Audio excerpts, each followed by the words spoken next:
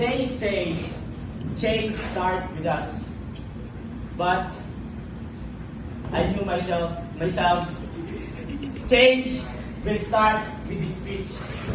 Today, I will talk about one issue that has been a big problem in our country for many years. And that is corruption. We hear about it all the time.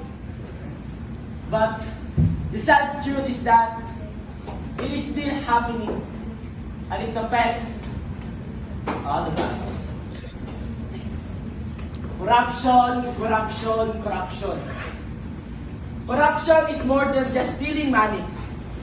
It takes away chances of ordinary Filipino to live better lives.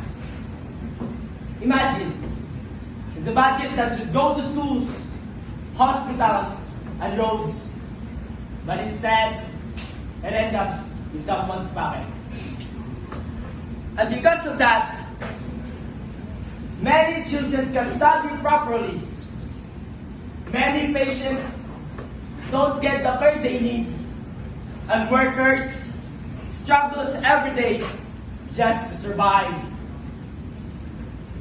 It is easy to blame leaders, and yes, many of them are at fault. Corruption will continue when people stay silent, or when we allow small wrongdoings to pass.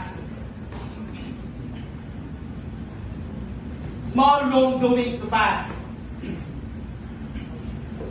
Even a simple act like giving bribes or using connection unfairly is part of the problem.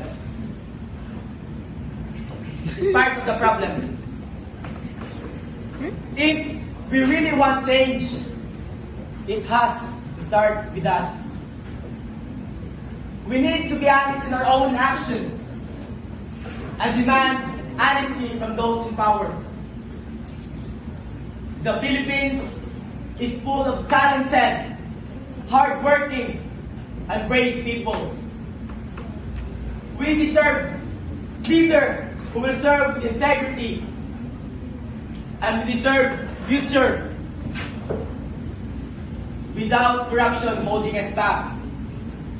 And before I end this speech, remember, if honesty against you, don't stay silent, because corruption will poison us.